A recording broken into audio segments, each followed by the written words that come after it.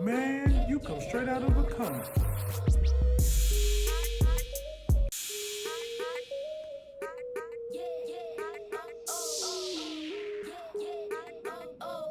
Man, you come straight out of a comic.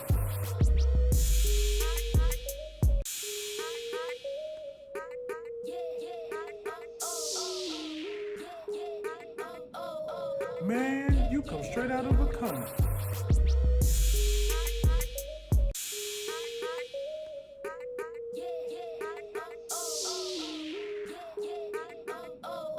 Man, you come straight out of a comic.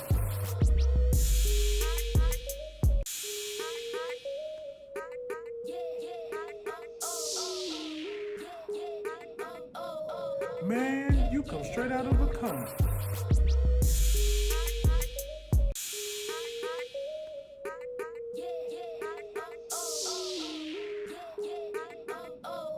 Man, you come straight out of a comic.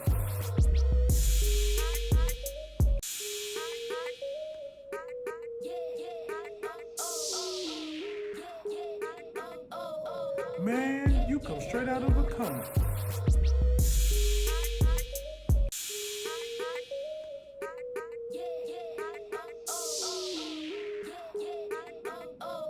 Man, you come straight out of a comic.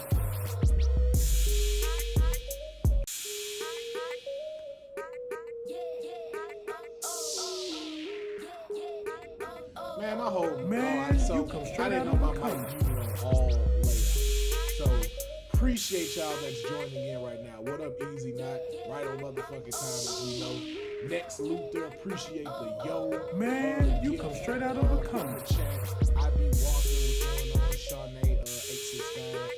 Appreciate you letting me know that my mic was muted. I thought it was just some weird things. Dang. Okay. Now, let me start over again. It's been a week. It has been a week. It's been a lot of good things going, just work-wise. Let me try that again. First off, hello everyone. Welcome to the show.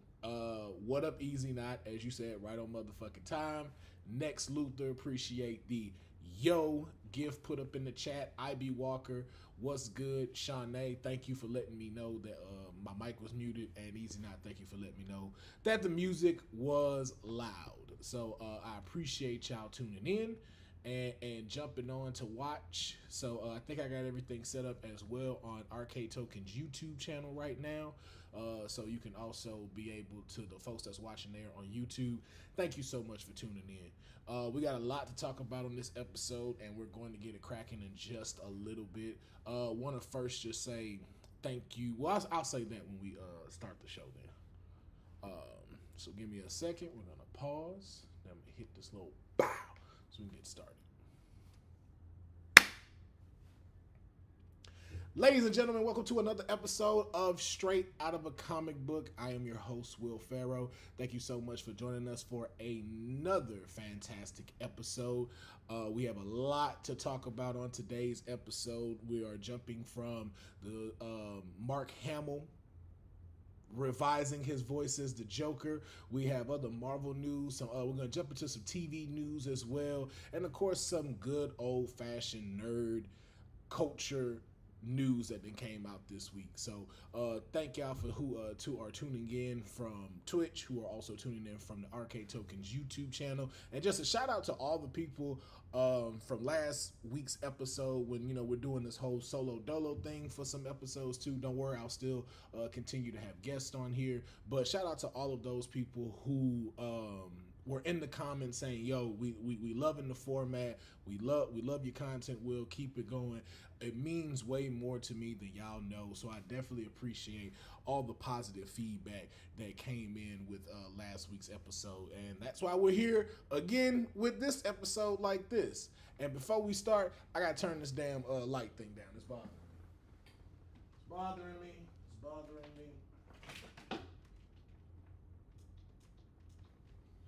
That's better. Now y'all can see. Get this out the way. There we go. Now we're cooking with peanut oil. That thing was just a little too bright. I was just like, you got to see the name.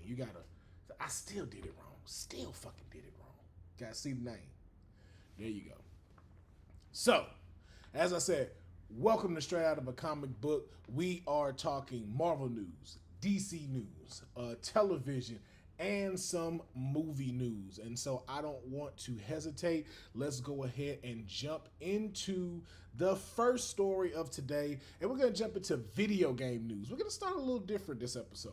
We're going to start with some video game news. Now, as I said in the beginning, we are talking about the return of Mark Hamill as the Joker. Mark Hamill, who you know as Luke Skywalker, who you know from other various roles, or not, you may just know him as Luke Skywalker, and of course, the infamous Joker from, of course, the Batman animated series. Mark Hamill is back as the voice of the Joker. Technically, he's back. He is returning the voice of the Joker in the updated version of the multiverse game. So I'm not sure if you're aware, the multiverse game is kind of like WB's version of Smash Bros. You know, it's a version of Smash Bros. Where a whole bunch of different characters have come together, such as Batman, Tom and Jerry. I believe Rick and Morty was on there at one time.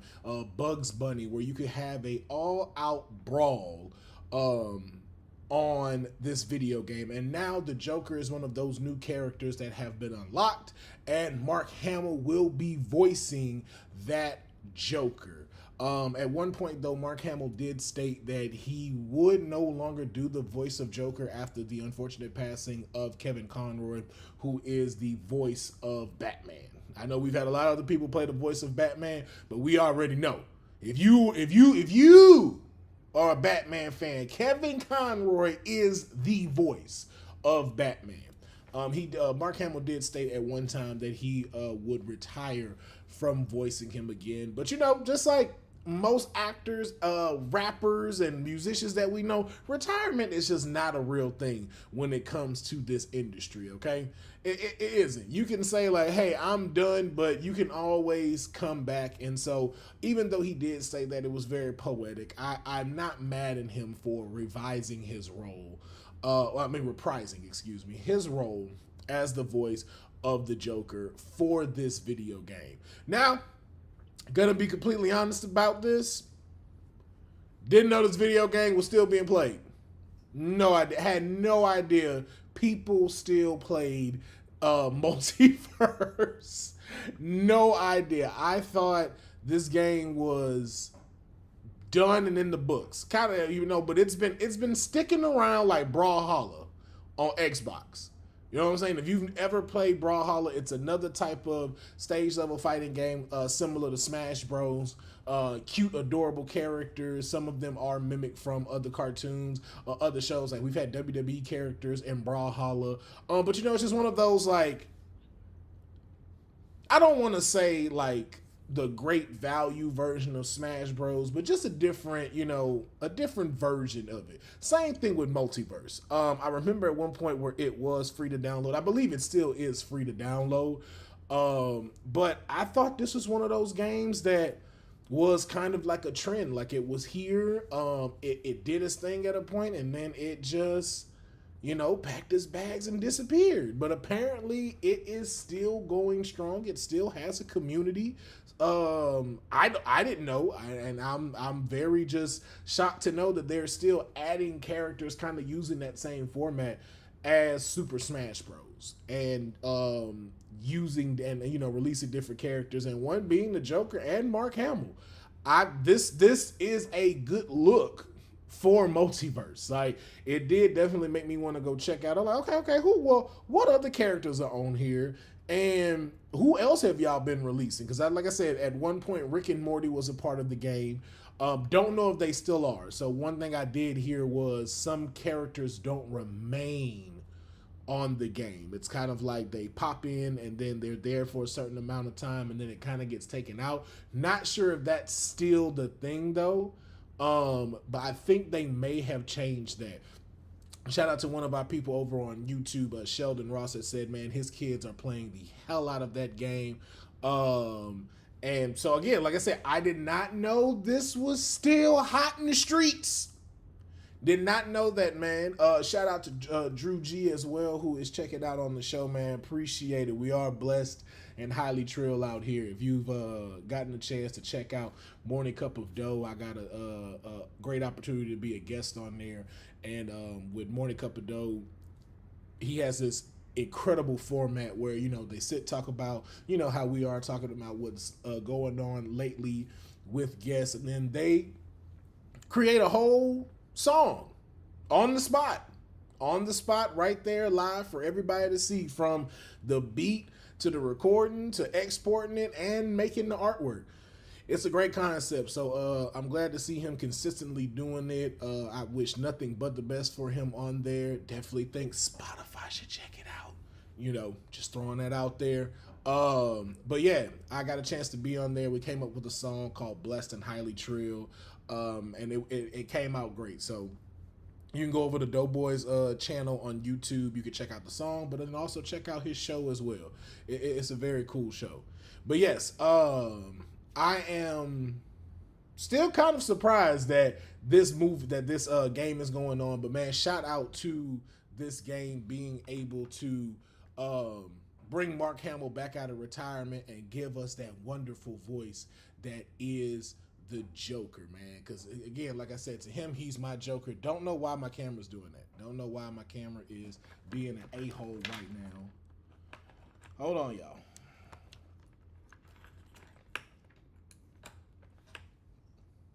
Don't know why. Don't know why it's doing that. Hold on. All right. My laptop, of course, wanna be some type of way right now. Okay, let's see. Where we at? Okay. I think we're good now. I don't know. Again, you already know. See, somebody see Drew. Because we said we blessed out here. Look at what the devil tried to do. Look at what the devil was trying to do to your boy. They're like, oh, you blessed and highly trill out here, right? Man, fuck up the Logitech camera. But you ain't gonna stop us. You're not gonna stop us, devil. You ain't gonna stop us. You take your ass back to hell, man. Like we said, we blessed and highly trill out here. So, with that being said, we are going to move on to the next topic. We still in the video game realm. Of course, we're still out here in these video game streets. And this one is not as not as positive as the previous story. And we are talking about the Suicide Squad, man. Shout out to Jeremy P jumping in to join us as well. Suicide Squad. It has been confirmed that the Suicide game, the Suicide Squad Killed the Justice League, contributed to a loss for Warner Brothers in the amount of $200 million. $200 million.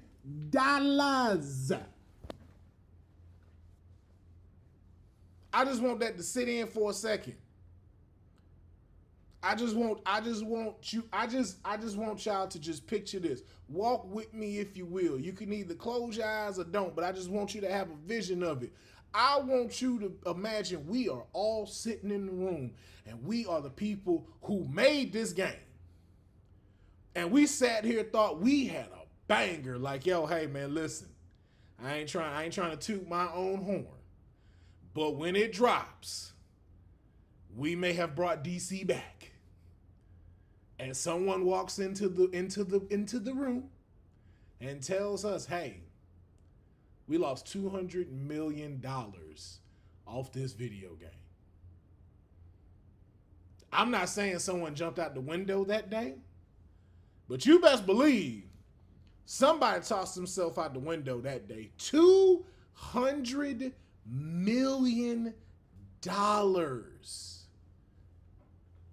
That is incredibly insane. And look, don't get me wrong. I know from COVID, the writer's strike, even the gamer strike that had happened at one time, I know a lot went on.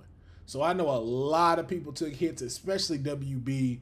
during this time and everything like that. Not even just from video games, but from movies, and not releasing the Batwoman series, the Batwoman show that was already filmed and done from Coyote versus Acme, and not releasing those, man. Warner Brothers took a lot of hits before being able to merge and sell with the other companies that they were with, man. But I gotta say, man, Suicide Squad was ass. All right, it just wasn't great. Like, concept wise, it seemed like it was there, but it just wasn't. And the problem about it was that I feel like they picked the wrong story. That's just me. I feel like the Suicide Squad video game picked the wrong story. You first of all, you know, as they say even in the comments, as Drew G stated, no one wants to see you kill the Justice League. And then two, no one wants to see these characters from the Suicide Squad kill the Justice League. Like, I don't want to see Captain Boomerang kill Flash. I don't want to see that. I don't respect Boomerang like that enough to where it's like, okay, I want to see you off the Flash. Like, I'd like to see you get the best of him, maybe, sure. But it was like, yo, all of the Suicide Squad that you picked made me not want to see that happen. Now, had you picked different missions for them to do in this could have been a lot better. I really wish that they would have made this kind of like, you know, and I hate to throw this out there. Not even hate to throw this out there, but I just don't want the comparison to go too far away. But you should have given me a sort of maybe a mixture between Call of Duty and Left 4 Dead, which you tried to do, but you kind of went the wrong way on both of those. Like, this should have been really mission based. Like, you should have let us join the Suicide Squad. You know what I'm saying? Like, it should have been something like that. Not that it's this chaotic crisis where the Justice League is going crazy. Now we just sending y'all in. No, you should have taken us as the Suicide Squad, connecting with Amanda Waller, and this is what you get. This is mission 1. You do this, I'll knock this off your sentence. And just made them some crazy ass missions. And when you won, if you did a good job, it showed you like all of the achievements you unlocked and how many years you knock off your sentence, which is what the Suicide Squad, or, you know, as they call Task Force X, is supposed to be.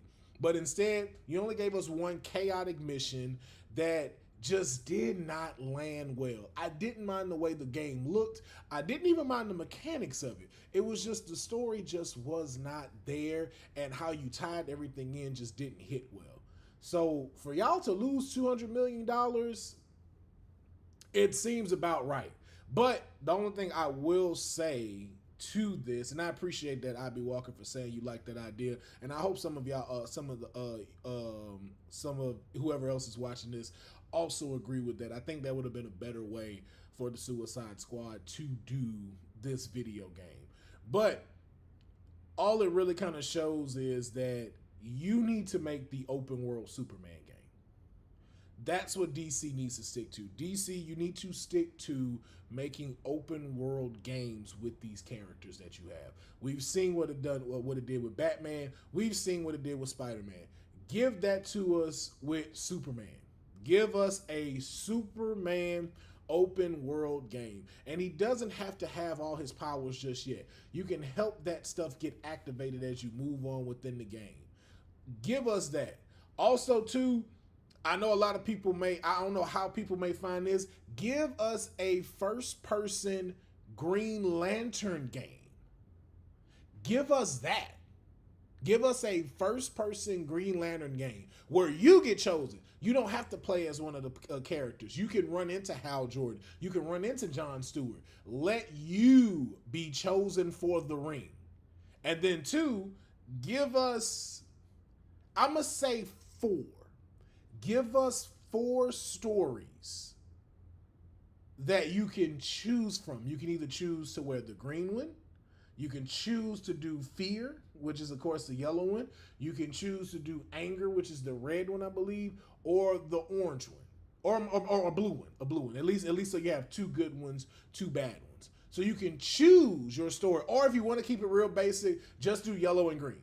Choose your destiny, yellow or green. You get the ring. It shows a whole shot of a spaceship coming down and everything like that. You get the ring, and now you have to defend your galaxy. First person, it allows you, if you have like the map right here, you can select what you like to do, and you unlock different ways of how to use your ring, and just keep it in first person mode. I just gave DC 2 wonderful game ideas that you could have done instead of this bullshit Suicide Squad game that y'all shit the bed on.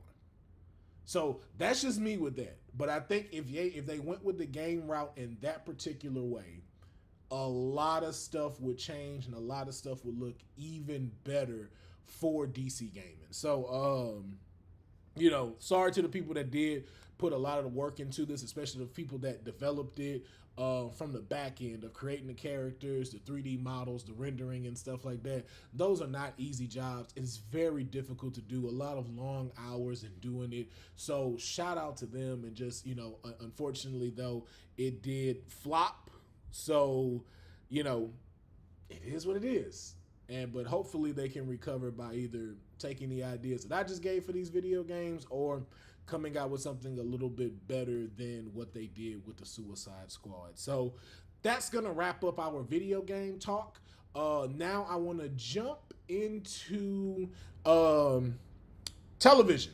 Television and streaming, I guess is what we'll call it. Television and streaming. So found out some new things happening in the TV world and happening on streaming. First and foremost, The Office spinoff. All right, I take it everybody loves The Office. Everyone has seen The Office. One of the best sitcom shows. Well, I wouldn't call it a sitcom, but best television shows, or at least the top 20. I'll say top 20 television shows ever. Is getting a spinoff. It has always been talked about doing the spinoff. Wasn't sure how it was going to go, but we have now found out new news about The Office spinoff. It will not be a reboot. It will not be a continuation, technically. So, but what we have found out is this white woman and Ron Weasley's older brother that be training dragons are going to be the leads in this new Office spinoff. Now, the show will take place in the Office universe. So it will be in that same timeline as the Scranton branch for Dunder and Mifflin. It will be all in that same universe. Now, I'm not sure if it's around the same time that the Office was being filmed and stuff like that. I'm not sure, like if they ever gave it a year that they were doing this in the Office. So we don't know exactly what year it's happening, but we do know that it's in the same universe. So, Michael is there. Jim Halpert is there, as well as Pam, as well as Dwight. They are somewhere floating within that universe. And this one is going to be the same type of style, a mockumentary, and it's going to be focusing on a dying newspaper. So it's going to be a dying newspaper, which I guess is kind of around our time then, of just getting around a newspaper dying, especially with everything becoming digital, everything moving into blogs instead of traditional interviews, and showing how this paper needs to do what it can do to survive.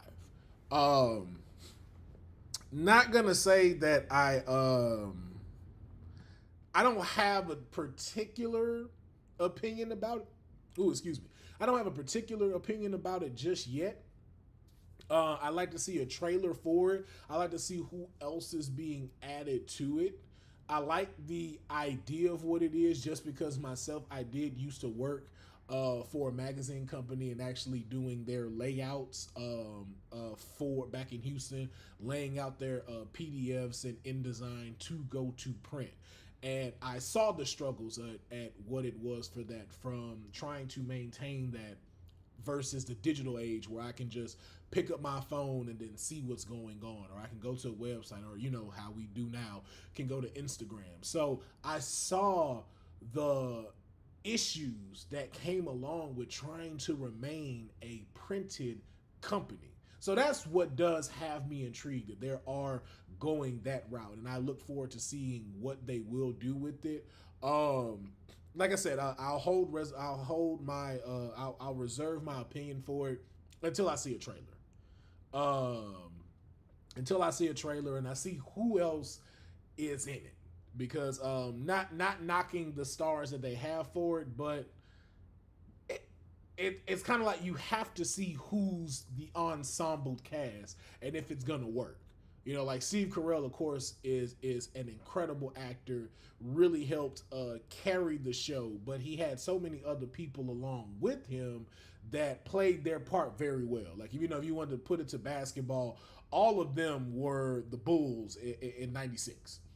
They were all the Bulls. Like, you had a hitter team. Like, that was the even to go past just the Bulls, that was the dream team of an ensemble cast, because everybody worked well. And it didn't work if one person wasn't there, as we kind of saw with when Steve Carell took his exit. You know, you can kind of see it kind of slump down because that dynamic shifted and really changed. So we're gonna see. I'm waiting to see who's the rest of the cast before I give my judgment on the new Office spinoff. No date as to when it will premiere or how it's going to be shown, if it's going to be exclusively on Peacock, if they're going to actually put it on cable. Nothing has really been given, just the fact of what it's going to be about and who are the stars. And, you know, to our crowd, like Shawnee, who says she hasn't seen a full episode of The Office. Not going to lie to you, I didn't see this until maybe a couple of years ago, and I think that was like during the pandemic. I saw The Office and then I finally watched it. It is a great show. I will say that. It is a great show if you want to just sit down and kind of check it out. But it is one of those things of, if you missed it, I'm not mad that you missed it. And I'll even give you one further, Shawnee, so you don't feel, you know, like this emoji like you put out. I've never seen Friends. I've never watched a full episodes of Friends in my entire time I've been here on this earth. I have not watched a full episode of Friends, and I don't see myself watching Friends. So don't, you know, just like how I created Black Blasphemy, you know what, you're not going to be the only person thrown under the bus. I'll get under there with you too. So now it is out there. That's why I created that show, Black Blasphemy, for this particular reason. You've never seen an episode of The Office. I've never seen an episode of Friends. So, hey, we are in the shit together. So, that was one thing of television news. Another thing, as far as TV shows going, Ted 2. Ted, my boy Ted, man, listen, Ted has been renewed for season 2.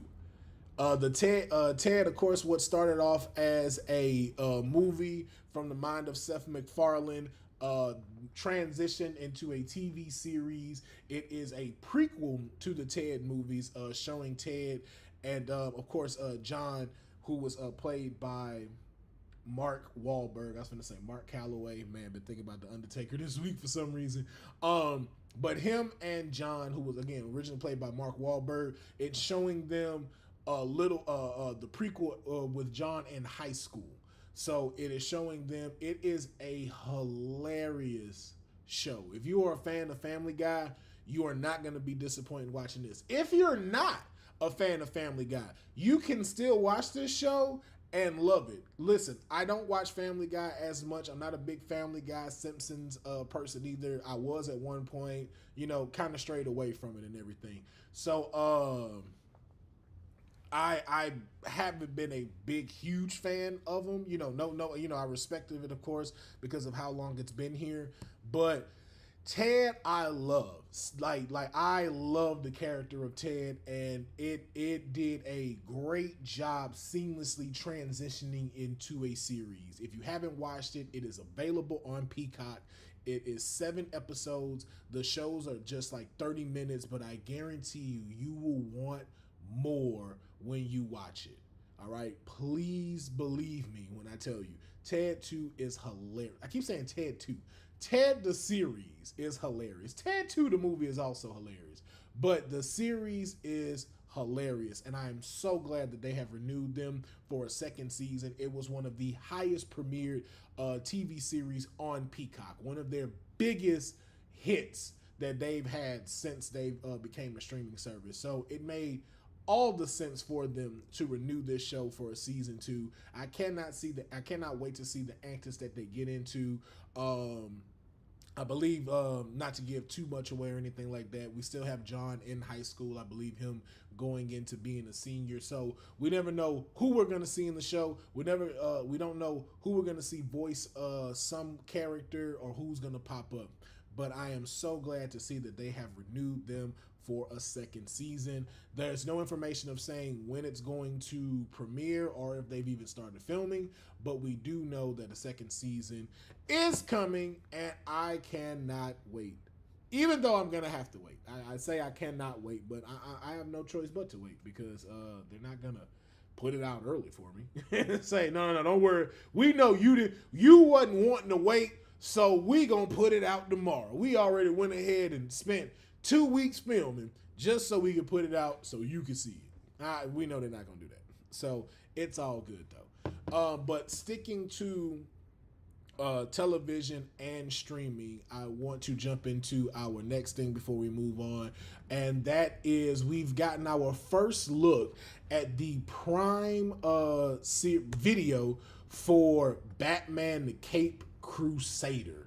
All right, the newest animated movie that'll be coming out, Batman the Cape Crusader. I am a huge fan of this storyline, and I'm excited to see. These are some of just the images. No trailer has dropped yet, just a few images and just the announcement that the Cape Crusader will be coming out on Prime August 1st. Now, I love this is the one thing DC don't get wrong. They be messing up video games. They be not giving us movies that they should have gave us that got the best Batman, one of the best Batmans in there, or giving us the Flash. But one thing DC don't get wrong is their animated movies. You know what? The one thing, let me retract that. The one thing I will say that they not necessarily get wrong, but in my opinion, I think they could do better on is when they switch up these animation styles. Stop doing that shit. Like, I love the Crisis on Infinite Earth movies that are coming out. I don't like them thick ass lines, man. Go back to Justice League War animation. That was great. If it ain't broke, don't fix it. Like, stop changing these styles up. Like, I like the line fixtures in this image of Batman the Cape Crusader. Keep them like this. Stop trying to change it with these thick-ass lines or that fucking headache of these 3D, 2D mixture movies like y'all was doing. I was so disappointed in that one where they did Batman's son and Superman's son. I was so looking forward to watching that, and then the animation style just threw me off. I couldn't even get through the movie. Please stop doing that. Stick to this animation style, please. This right here. Stick to that. Stick to that, please. What's going on, Cream Corn Taz? Thank you for joining as well. But yes, Batman the Cape Crusader, the movie will be dropping on Amazon Prime. I think this is a good look, especially expanding from the Max deal that they have and being able to have new things dropping on multiple streaming platforms. So I'm definitely going to check it out on Prime. It comes out August 1st. Look forward to seeing what the first trailer is going to show us. You know, and again, it's Batman. So you can't really ever be disappointed with Batman. You know what I'm saying? Like, it's very, very hard to fuck up Batman. But you can. You can. I'm not going to say you can't. But it's very hard to fuck up Batman.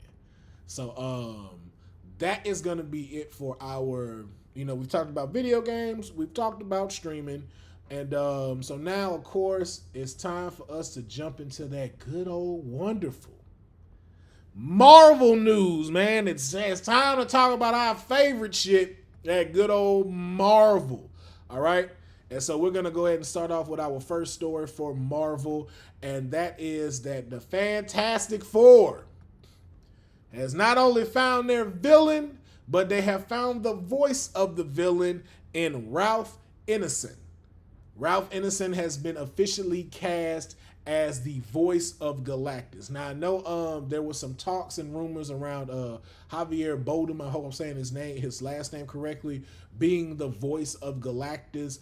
But we now know that it is officially Ralph Ineson. He has been known to be on The Witcher as one of his roles as well, and also too already a Marvel MCU alumni. If you do not recognize his face, that is okay. It was definitely a small part in the MCU, but he was one of the Ravager pilots in Guardians of the Galaxy. If you want to go check back and see Guardians of the Galaxy, you will see Ralph Ineson's face there. So he's already a part of the MCU, so it just makes sense for him to transition into doing a voiceover, and of course, in being the voice of the Eater of Worlds, R.I.P. Bray Wyatt, Galactus. And it is good to see that we now know that Galactus is the official villain for the Fantastic Four. We know that they have cast already the Fantastic Four with Pedro Pascal as Mr. Fantastic, the guy from Eddie from Stranger Things as the Human Torch, cousin from the Bear as the Thing, and I always forget the Invisible Woman's name, but I know she's been on Hobbs and Shaw and other things. She's a great actress. I love her. I know her last name is Kirby. I just can't remember the first name. But she is a great actress, and I think that was the best pick for Sue Storm. That is Sue Storm in my opinion. So I think it's great that they've added Galactus. They've added the voice to it. Looking forward to seeing what they're going to do with it. Not sure if it's still set in the 60s or how that's going to work, but it does look like the Fantastic Four is shaping up to be something. Not going to say great. Something. In my opinion, just got to say this. Don't think we need a Fantastic Four movie. I'm just throwing it out there. Don't think we need a Fantastic Four movie. I'm so sick of this whole Marvel's first family. Like, yo, these dudes is ass. These cats is ass. Like, I don't fuck with their story like that anyway. Like, the concept of how they became the Fantastic Four, that's cool. The rest of their story, like, your villain is better than you. Dr. Doom is better than you. That's the only reason why I'm okay with you making this, is because I want to see your villains more than I want to see you. Like, I want to see a real live action Galactus. Not that bullshit that they put out with the whole cloud and then you saw the shadow of his helmet. No, I want to see, just like how they did Eternals, I want to see that Galactus on screen. I want to see Dr. Doom, the real Dr. Doom, on screen.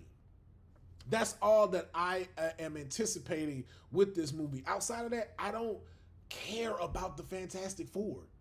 I really don't. I do not care about them. I don't feel like they're an essential piece to the MCU. Like, I could have went the entire MCU without seeing the Fantastic Four. I could have went the entire MCU without seeing them. Like, you could have really just made them cameos. I would have been fine with that. I do not need a full movie about this family. But that's just me, and that's just my biased opinion, of course. But that's how I feel. That's how I feel about it. As you see, I'm talking about the villain more than I want to know about them.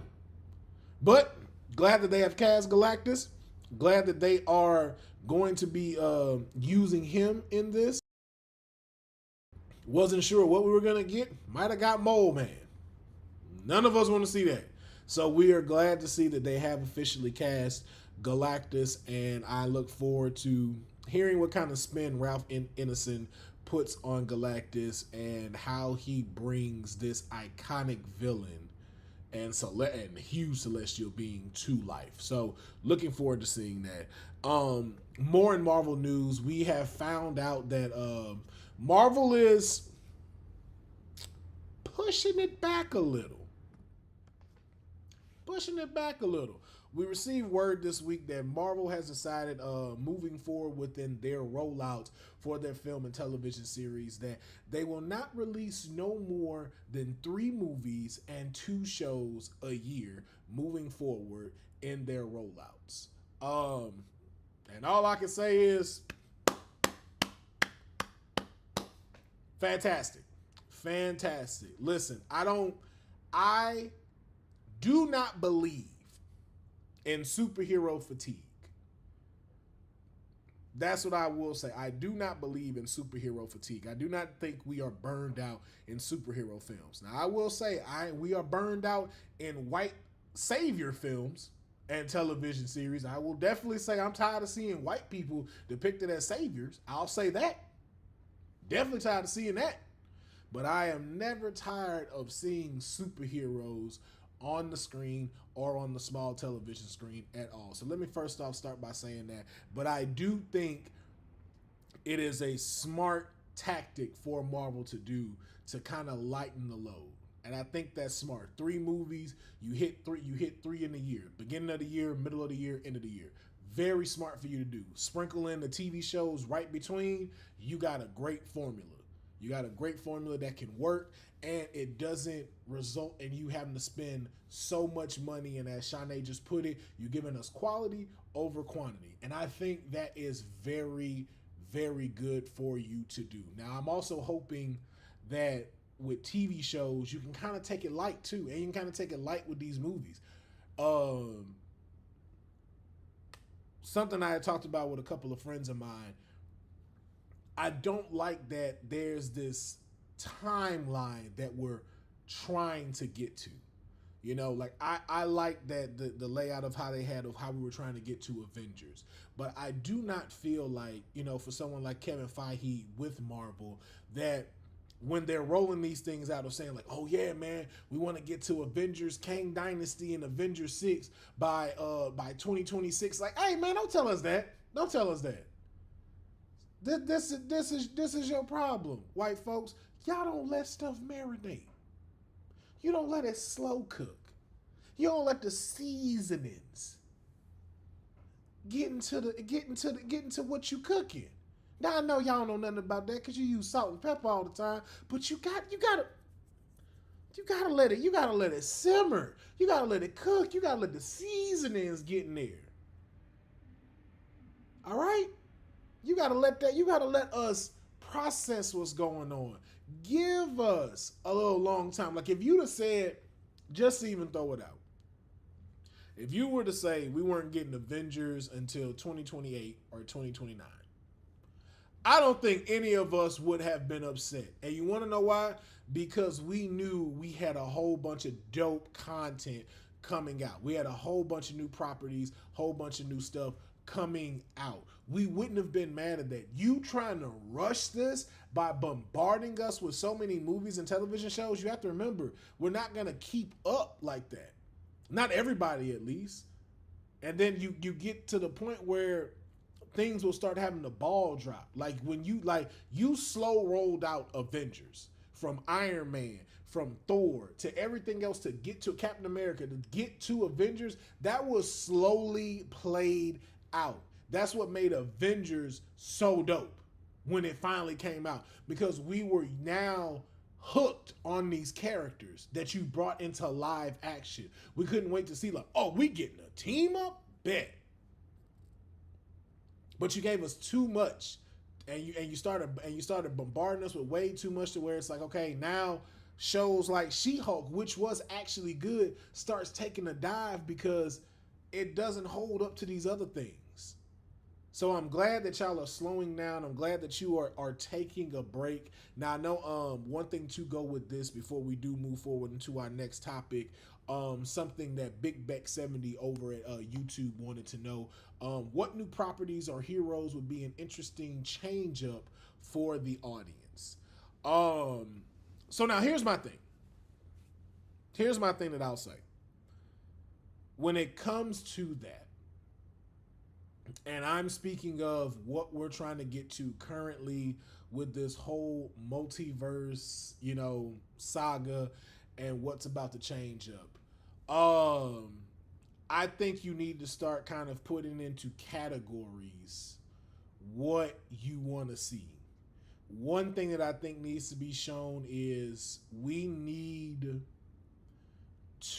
as I say in properties and heroes, for your shows outside of animated. I don't mind if you keep coming up with animated stuff like Spider-Man freshman year that's dropping this year, or Eyes of Wakanda, which is also supposed to be an animated series, and What If.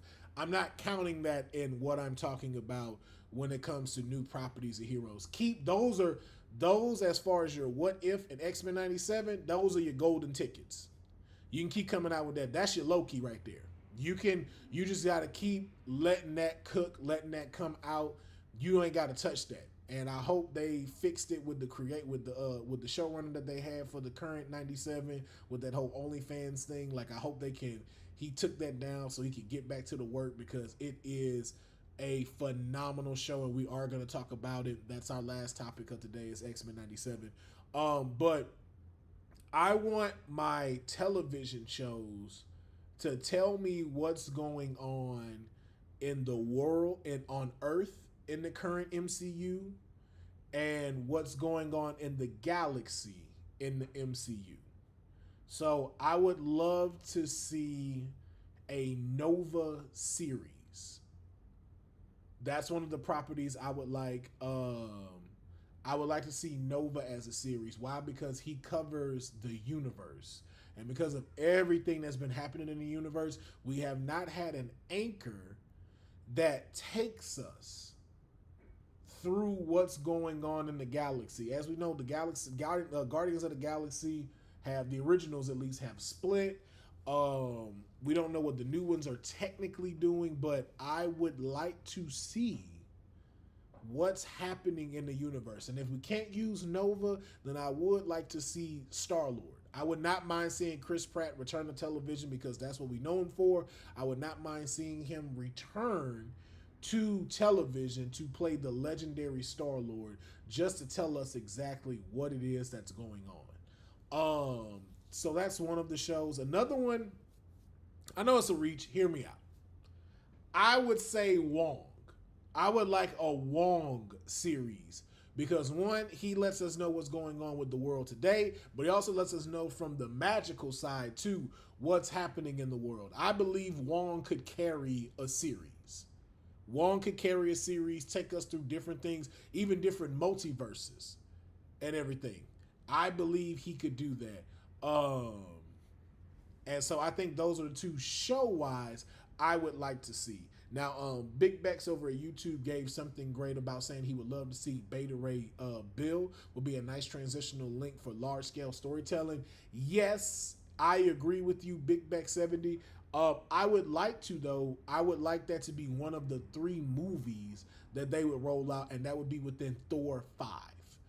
I would like to see Thor 5 kind of focus on the Beta Ray Bill story along with him, and then you can tie in Hercules, because I know Hercules was the Easter egg in Love and Thunder, but I would like to see that be one. So one would be the Thor 5, one because you're still focusing on one of the OGs of the MCU, but also still now introducing the newer cats and the ones that may not be able to carry a series or carry a movie by themselves just yet, because it has to build up.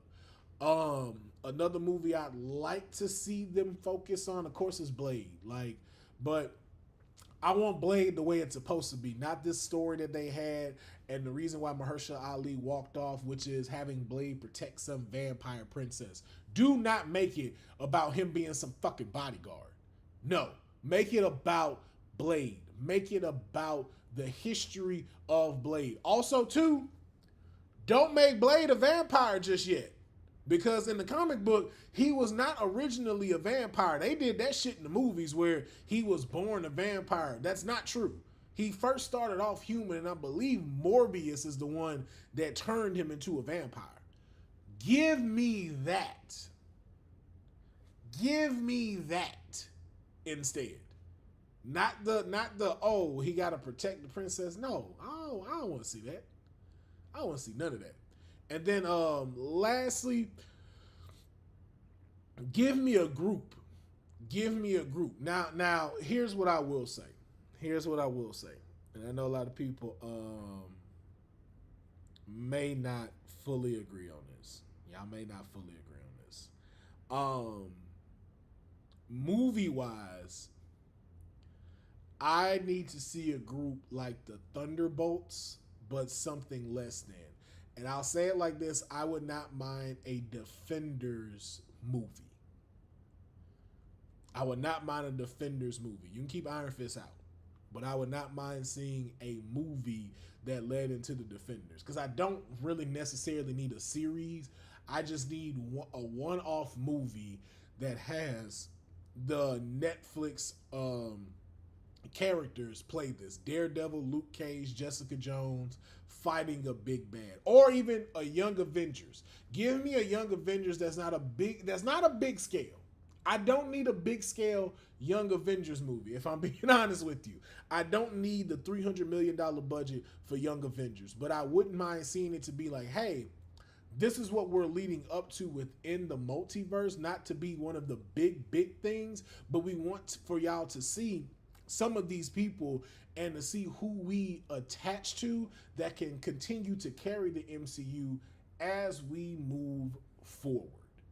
So those are the ways I would like to see them do it, and see them and see how they would work that. I agree with Big Beck 70 over on YouTube. I think the Defenders movies would be a nice Civil War-esque tie-in. Yes, that's what I would like to see.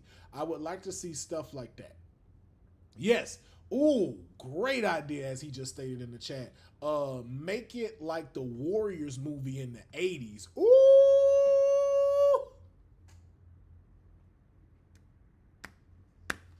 Now you're cooking, Frankie. Now you're cooking. You cooked with that one, man. Oh my gosh, you cooked with that one. Like, yo, just picture, like, who could do this? Who could do this? Who could do this? You know what I would say? I need an attack by something. I'm gonna say this for right now to fill it in. The Chitauri. Let's say like the Chitauri attacked, and you need the Defenders to get through Hell's Kitchen, to get through basically most of New York, to get this weapon from Fisk Tower. From Fisk Tower, and they gotta try to get over there to get this weapon to basically send out a signal that would keep the Chitauri from coming on Earth. So the signal pretty much blocks them from being able to get on Earth because it hurts them.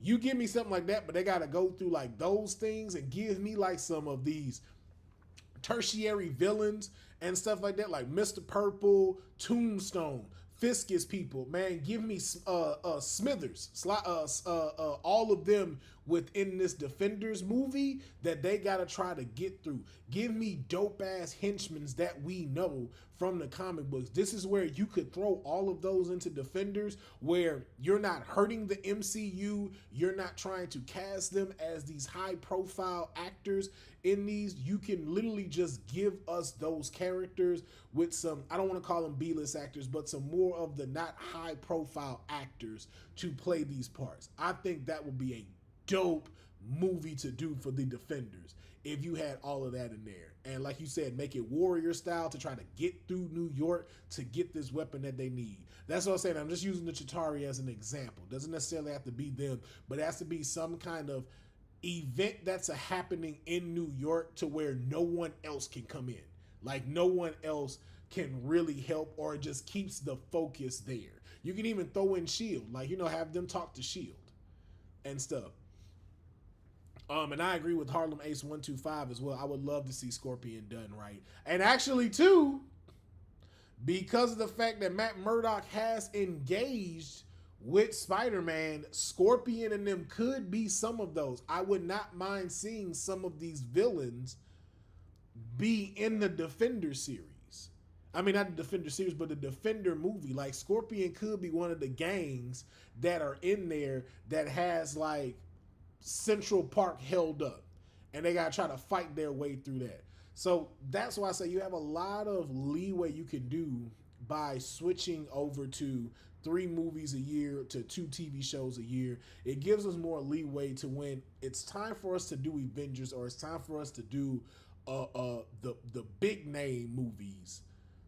We're more appreciative of it and we're more excited to see it because that's what it's been leading to. That's what it's been building. You allowed everything to cook up rather than just giving us an entire buffet of properties and then we done missed out on some of them because there's so many out, man. You know, like, man, I'm full.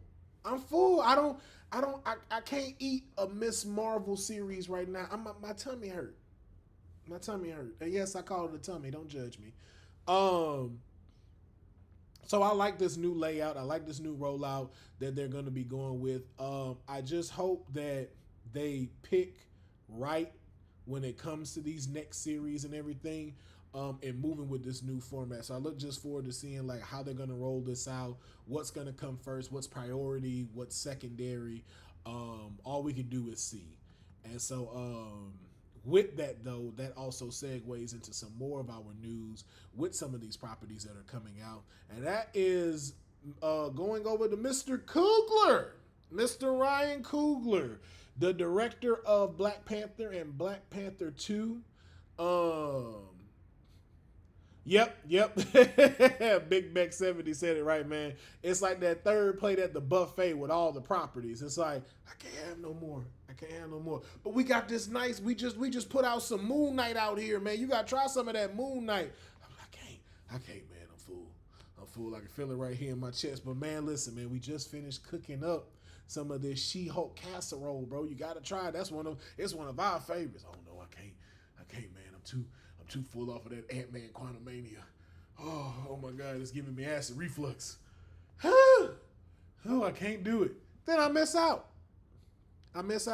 But we're moving on to the other news. Ryan Coogler, they have confirmed that we will be getting a Black Panther 3 film, and Ryan Coogler is slated to return for Black Panther 3, but it is also being said that he is being eyed to direct the live action X-Men movie.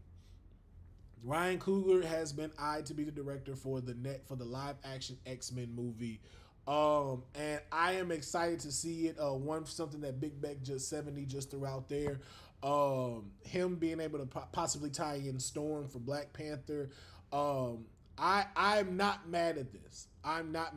And because Ryan has shown over the years with doing Black Panther and doing other films that he can handle a small budget to a large budget.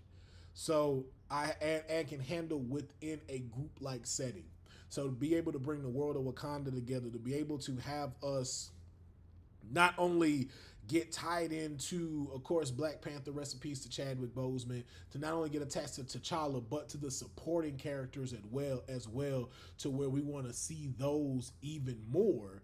I think Ryan Coogler has done a great job with that, and I think he would do a fantastic job in directing the live action X-Men and being able to put that on such a big scale. So I am not mad at seeing this. No word yet if it is official yet, but we do know that Marvel is eyeing him to direct the live action X-Men film when they begin being able to have the properties given to them. Of course, they won't be able to fully have the property available to them until 2025. And so we only got about maybe 7 months left until they officially have it and they can begin casting for the live action version of X-Men. So I'm not mad at that. Now I will say this though.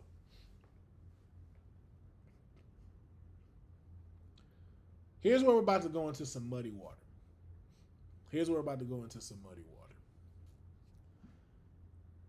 I am glad that Ryan Coogler is directing this. Here's what I don't want. What I don't want is I do not want Ryan Coogler to be tied down by Marvel.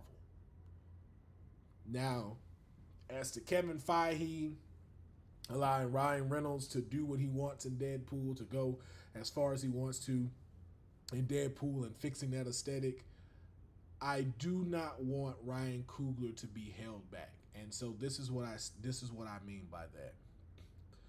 X-Men tackles a very difficult subject that Marvel has yet to establish within the live MCU. X-Men has to do with civil rights. It has to do with us as the human condition as it comes to how we treat people differently. Could be a comparison as well to that. And so we see the harsh reality of what that is like within X-Men. And if you've seen X-Men 97, you have seen how humans respond to mutants.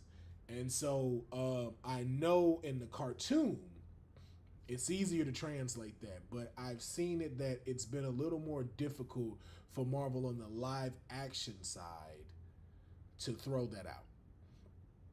And that's what I would say I kind of fear for someone like Ryan Coogler to be directing the live action X-Men, because this is a person that has that history, that knows that history, and can pull from that to portray that within this film. But the problem is we've seen him be held back when it comes to that. Now, don't get me wrong. I'm a huge fan of the Black Panther movie. It is, how's the best way for me to put it? It is definitely a historic film for us in portraying how we look as a people. The caveat to that, though, is it did not make us look good as Black Americans. As you say, Shanae, he didn't pull no punches, but unfortunately, he did.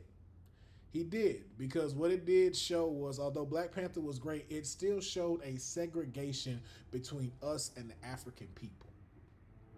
And it did not show the full reality of what us as Black people deal with living within this world to a certain extent.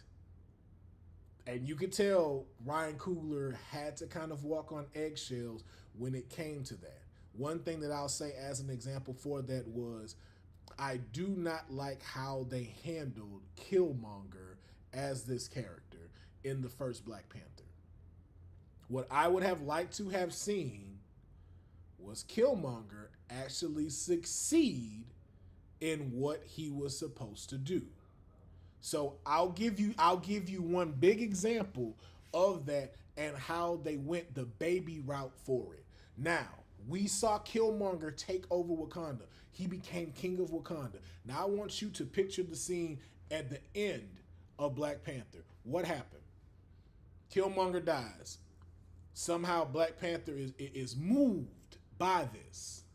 And then he goes over to Oakland, same spot where Killmonger was raised, and they decide that they're going to open up an embassy there, which of course we never saw again within the MCU. Just to throw that out there. Never saw the progress in that, and the progress was never shown in the second film. That's how that movie ended. And then it also with the Easter egg of T'Challa finally exposing that Wakanda is not a third world country. It is actually one of the richest places in the world in resources, culture, all of that.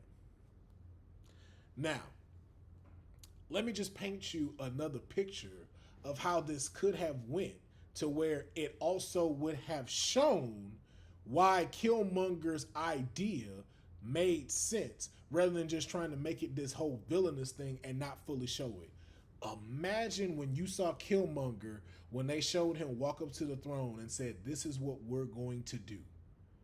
He is now the leader of this great kingdom, nation, whatever it is you want to call it. And he said what he was going to do. Imagine if you saw the scene where all those Black Panther ships, well, Wakandan ships, excuse me, the Wakandan ships descend over Oakland, and you start to see all of the soldiers coming down into Oakland, and they're taking it over. Not messing with the Black people, but making sure it's like, hey, we're taking down the police, we're taking away all of this stuff. Everything that has oppressed us within this city, we are now pushing out. and we have taken over Oakland. And imagine you see Killmonger looking inside the home in the apartment in which he was raised in, looking out the window, and you're seeing all of them marching, the Dora Milaje, all of their soldiers marching along Oakland. And it's now put into the news, and you see Ross looking at this as, Wakandans have seized Oakland. And that is what exposes Wakanda as being not being a third world country. You saw an African American man fulfill what he was trying to do. Now, of course, it could have been stopped, and of course, like how it was played out, Black Panther winds up, killing him, even though we didn't see that.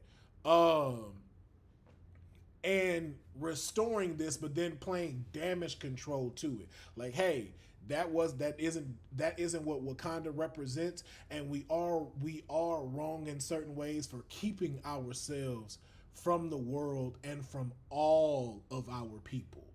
That's what makes him realize, like, hey, it was wrong of my father to leave you there. It is wrong of my people to leave y'all by yourselves. And to the fact that this man had to come do all of that in order for us to see that that's why we were wrong for not helping you out, because he had to go do that. If they would have shown Killmonger actually making progress in what he was doing, it would have made that film even better. But instead, it didn't, and it pretty much kind of pushed us down as Black Americans to not have us be inspired. Because even at the end of the day, although I do love Black Panther, I have to say I'm not connected to Africa. I live here. And as I stated before on this show, I've yet to see someone who is us be portrayed properly within the MCU. We have yet to see someone on screen where we like, man, I went to high school with him. You have yet to ever had that feeling about someone who looks like us on the MCU. You've yet to see that. You've seen it. We've seen it with the Black woman, especially with Monica Rambeau. That was the first one where we kind of like, you know what? Yeah, man, I had Spanish class with that sister. You've never seen that for someone that looked like me. We don't even have locks in the MCU. Ain't that crazy? And then the only way to do it was by depicting from a country that we don't really have association with. It was still characters within the African culture. And again, it made Africa look great. But it didn't do nothing for us as Black Americans. It just kind of showed us that, it was still within this constriction. And again, I don't blame Ryan Coogler for any of that. I don't blame any of the actors or anything for that, because you made such a phenomenal character come to life. But those are the things of where I show, like, okay, I could see where you were still kind of bound to where you couldn't really show everything. And so now that we know that, and now that we also know that, it's like, okay, are y'all going to do the same thing with the live action X-Men? Because even just another example, go back to Captain America and the Winter Soldier. Not to say like it had to be this crass. The fact that I ain't hear nobody say, I ain't finna have that nigger as my Captain America.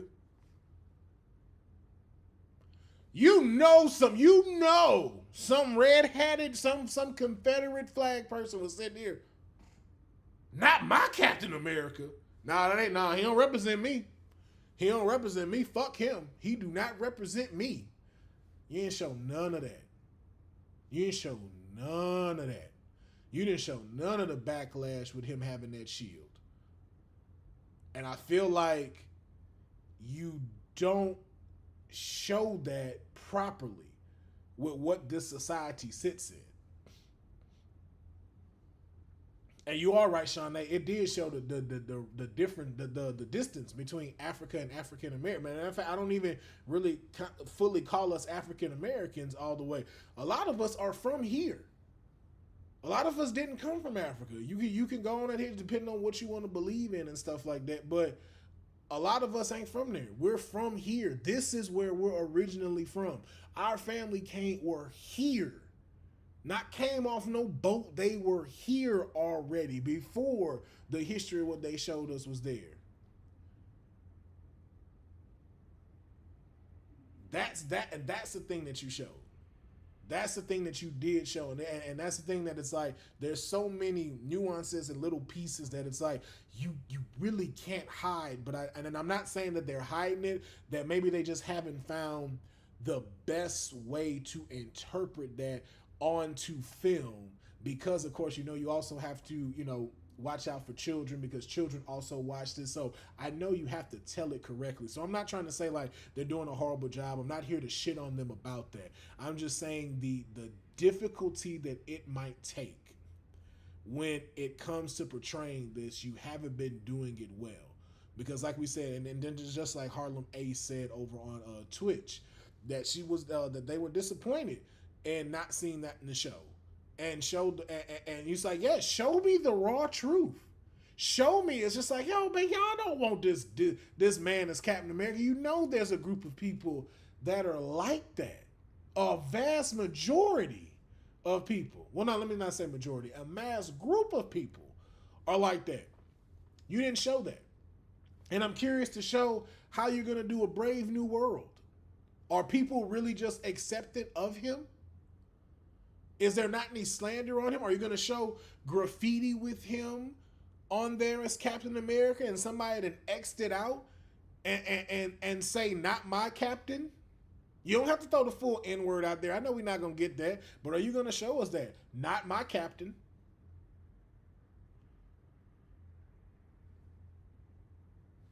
So, and something Shanae is asking me, when it comes to hero/comic book movies, seeing racism in a movie like that wouldn't take you out of the story. And she's asking that a question. No, because what we just saw, X-Men. Does that take you out of the story of X-Men? Because that's basically what that is. It's discrimination. So, and it hasn't taken us out of X-Men because we know that's exactly what it's about. The only problem is, not the problem, but the only reason why it doesn't hit us like how with the question that you're asking is because they're not talking about a particular people. They're talking about mutants. So we know what mutants could potentially stand for, but it's not showing black or white, black or Hispanic, or white and Hispanic, or anything like that. It's not pointing at the ones that we know. It's pointing at a particular group now, which is mutants versus humans. So that's why it's easier to digest that. As to your point, Shawnee, I will say that it's easier to digest that. But it is harder to digest seeing, like white people hating on Captain America, wearing the picket signs and stuff like that. So that's what I'm saying. It is a line that has to be interpreted properly, but I just don't want it to be ignored, if you get what I'm saying. Especially when it comes to the live action things. And I feel like they have more of a tendency to try to ignore it than they do trying to find the best way to address it.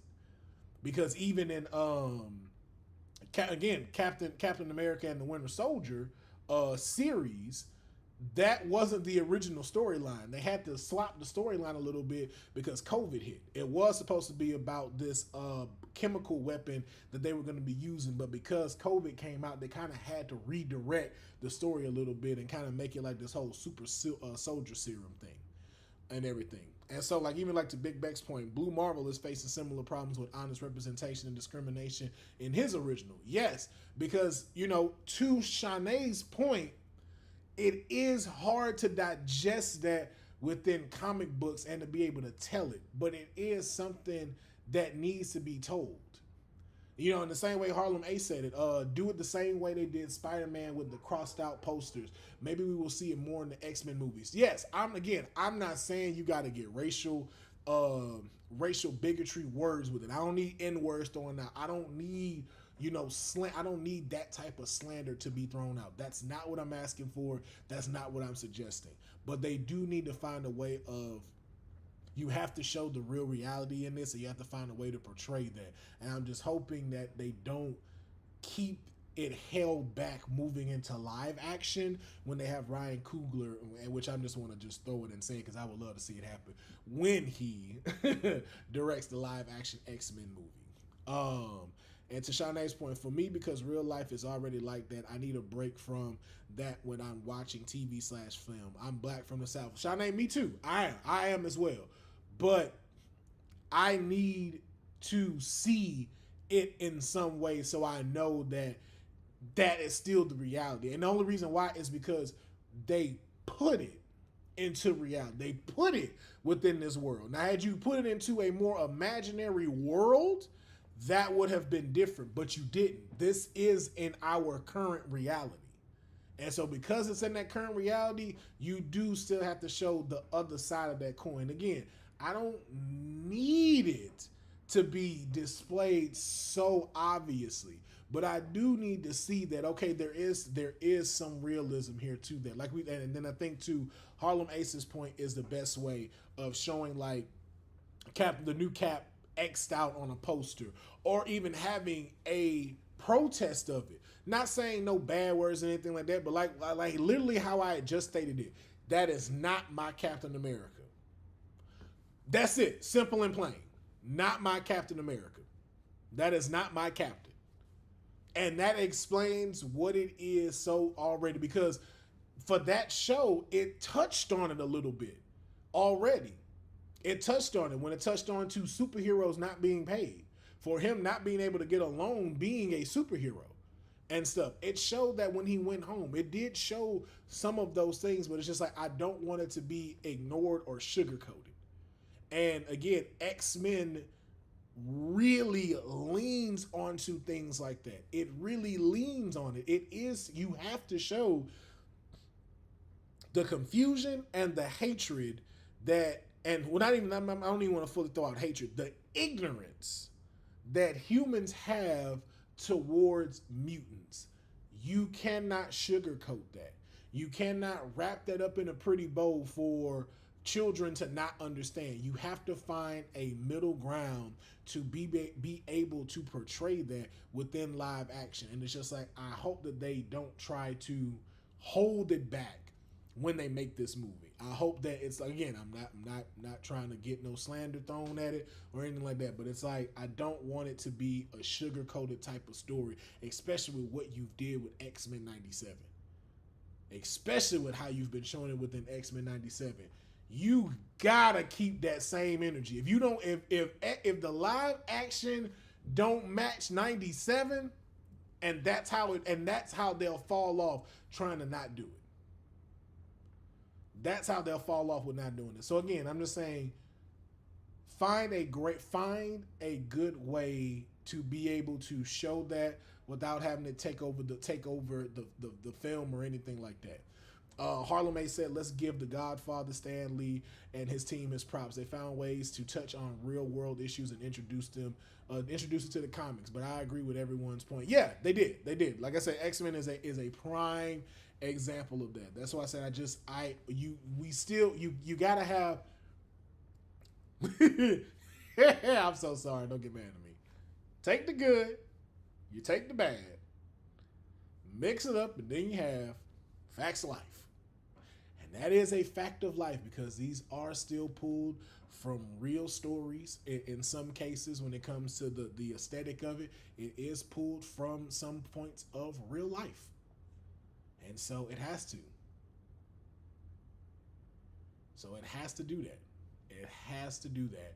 And I just don't want it to be held back or sugar-coated. I don't need it to be fully in our face. I just want Marvel to find a good way to be able to tell that side as well that is established within there, so it can keep going. And this is just particularly for X-Men. And then also, like I said too, I'm still waiting to see a Black American hero that represent us, that feels like, yo, that's one of us. That's one of us. That made me like, yo, man, I went to high school with that dude, or yo, I went to high school with that woman. I remember her. Yeah, man, me and Tisha used to share our Dunkaroos together. I know her. She done came up. I want that feeling. I want that feeling. I love our representation that we got, but I need that feeling, because everybody else got that feeling. I loved the representation, like kids felt dressing up like Black Panther, being able to say, yo, I finally got a hero that look like me. I'm so glad for that. I'm never finna take that away, and I'm so glad Ryan Coogler did that. Now, though, which is something we need to do as a people, we gotta ask for more. We can't chitlin this. We can't do the chitlin thing with this. We can't just take what they give us. Be like, oh, they finally gave us a black ribbon. No, okay, cool. I'm glad you did that. Now, I want somebody to feel like me. I want somebody that I, as a black American man, can relate to in all aspects, not just a few things, and especially of just, oh, because we look the same. I want to feel like, yo, I know this cat. I know this guy. Big Beck said, I think Mayor Luke Cage could hit that feeling. He had the potential to do that, but they messed him up. They turned him into this sugar-coated, I stand for my people type something like no, man. No. And what was bad about it was he didn't act like he was from New York, and he didn't act like he was from the South. That did not, I'm sorry, like, yo, and Charnay, if you're in here, did Luke Cage feel like he was from the South? Not at all. I'm saying he wasn't, in my opinion. Charnay said, I watched the Straight Out of a Comic Book. Falcon didn't give that feeling because he was militant. And you know what it is too, though? He was, and it was like that, but you still could have gave us some of those things. And you know what it may be too? Maybe it's just they don't do their research on men from the South, is what it is, because Falcon was supposed to be from New Orleans, and I did not feel like he was from New Orleans. And to Big Beck's thing, and to Harlem A said nope to Luke Cage. Big Beck 70 said, nah, they made him corny. That's what they did. They made him, you know what it was too? They made Luke Cage like he was in the 70s still. Like, oh, sweet Christmas. I can't wait to go and shuck and jive at the barbershop and keep hiding myself. Be like, oh, I got to do it for Harlem. I got to do it. Oh, I'm about to go and take on Cottonmouth. Because that's what I got to do, because I got to stand for something. That's what I heard every time Luke Cage talked.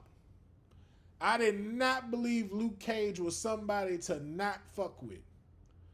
You supposed to be scared of Luke Cage when Luke Cage walked up. When you saw him, like, oh shit, that's Luke Cage. Hold on. Especially if you was a criminal.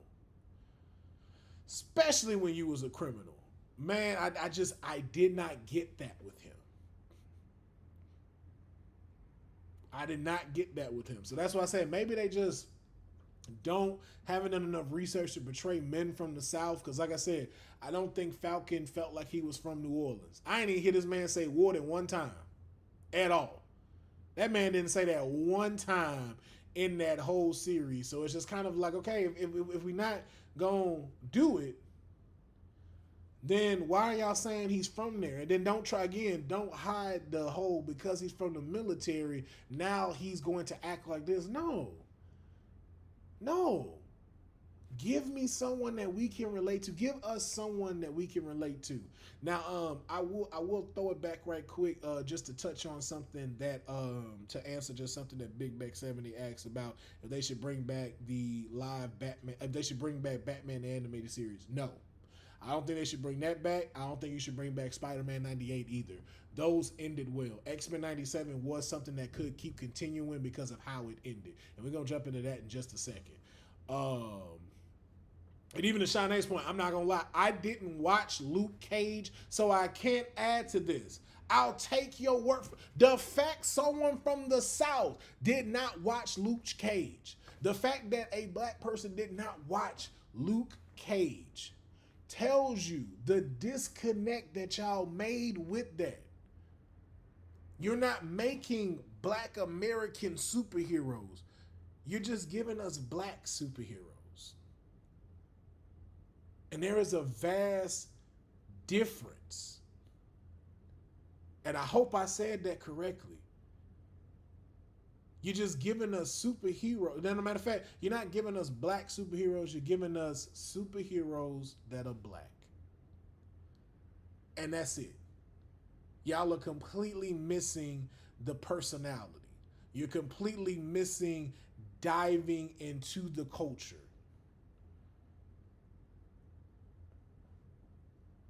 And that's what you're doing. The same way when y'all made Miles Morales get Thor's hammer and he spray painted graffiti on it. What? No. You can't, no. So I don't know if you're not doing your research. I don't know if you're not going talk to folks that are like us, or having them in there in the what are those focus groups to say, hey, I don't think Miles would have done this. I don't think this is how Luke Cage would act. Especially if you're going to tell them within this current time. Even from, like Harlem A said, I'm from Harlem and South Carolina, so I could tell the difference when it dropped. You haven't gave us that. You have not gave us that, and it's just, I don't think that you're doing your research onto us as a people. I think you're doing it in a general concept because you're too scared to touch on it. And if you're going to move like that, you're not going to be able to have a fantastic X-Men film if you continue to move like that. So that's just me. That's just me with that. Like, yo, like I said, when it comes to black superheroes, it needs to be done better on the personality standpoint. You know, and I'll tell it to you like this, and not to make it sound bad. So I don't want it to be taken out of context, but of course it probably will, so it doesn't matter. But the blackest thing I saw in MCU, in the entire MCU, is the conversation between Rhodey and Nick Fury in Secret Invasion. And the fucked up thing about that was, that wasn't even Rhodey. That was a fucking alien. And that was the blackest moment that we had in the entire MCU. The way they held that conversation, that was the blackest conversation I ever heard in my life on the MCU. And it was between a black man and an alien portraying a black man. So come on, man. Like, again, I'm not, y'all know I get into my conspiracies at times, but it's like, yo, stop giving us a caveat when it's time to represent us. Do us right. Just like how y'all did X-Men 97 right, do us right. And stop treating us like this. Stop. Give us somebody. Do your research. Allow us to be portrayed. Allow us to be seen. Someone that we can relate to and be like, yo, I don't even dress up for Halloween. I'll dress up for him as Halloween though, because you did him right. I feel like the kid in me inside feels like, yes, I can connect with this person. So that's just me. I'm not gonna keep harping on it and everything like that, because we got to get into X-Men 97, as my nephew said. Boy, you watching the X-Men 97? I was watching X-Men 97. No, 97. We're going to jump into a little bit of that X-Men 97. Again, now, if you haven't seen the latest episode, we about to get our spoiler on. So if you haven't, please go check out one of the other episodes that we have done. But we're going to jump into this next one. Tolerance is Extinction Part 2. And we saw a lot of stuff happen. And I'm going to explain this into the way that I would explain it. So get your popcorn ready, because we talking about some good old X-Men 97. So in the latest episode, we're jumping into part 2 of Tolerance is Extinction. In the previous episode, Magneto came out and showed and put his big dick on the table and shut all that shit down that Bastion was trying to do. Boy, you think you gonna come out here with some good old mutant some mutant sentinels and this human stuff with this little liquid nanobot? I got something for your ass. I'm shutting it all down. Fuck everything. Fuck all your magnetics. Fuck your iPhone. Fuck your TV. And fuck them sentinels. This nigga shut down the magnetic plates. This dude said, I'm about to destroy the earth. And that's what he did. That man shot up into the space and did the ultimate Radio Shack attack and shut everything down. And as that was happening, Professor X landed in his galactic Uber into the X Mansion and has somehow returned. And let me tell y'all something. If this episode taught me anything, it taught me Professor X ain't shit. Professor X ain't shit, and Professor X is a gaslighter. He is the ultimate gaslighter. All right? Let's just talk about this particular scene that y'all seeing right here. This particular scene, Charles comes back. This one, of course, this one is after the one I'm talking about. But Charles comes back and is talking with Cyclops and Jean. And Cyclops got every reason to be mad. Cyclops looks at him and say, really? Really, my nigga? Word? That's what we doing. You just gonna give the dude we've been fighting for about 60 years now, you just gonna leave him everything? You just gonna leave that man everything. Not only did you leave him everything, you didn't even leave us a book on what to do. You didn't leave us a video, nothing. You didn't telepathically tell Jean nothing. You didn't give us no instructions on anything, and you left it to this dude? Word? And then here come Charles, old gaslighting ass, talking about, you have been my first students, you and Jean. I just didn't want you to have to keep living this life or having to keep coming back. I wanted you to be able to have some type of normal life. No, bitch. No, bitch. You wanted a normal life. You was tired of having to deal with these kids because you know Magneto is right. You got tired of the fight, Charles. That's what happened to you. You got burnt out. You had ran this shit for too long, no pun intended, and you wanted to dip. Not only did you not even be upfront about it, you decide, I'm gonna fake my death. Have all these people who look up to you, you are a mentor to, who you have saved and taken care of. You decide, I'm not even gonna tell y'all the truth. I'ma just fake my death and then go get with some of the strongest alien races to get, and then I'm gonna get some ass from them, and I'm gonna become king of their entire race. Like, we don't see what you doing? You wanted to promote peace, but you doing the same shit Magneto doing. Now you got an entire, basically, army you could have had until the princess said, nah, nigga, Milky Way is ghetto. We don't go over there. That's the hood. We don't go to the Milky Way. We don't partake over there. That's the projects to us. Especially your punk ass planet. Nigga, that is Section 80 for real. That lady said, Earth is the Oakland of the universe. They were like, nigga, Earth is Detroit. We don't go over there. We don't fuck with that planet.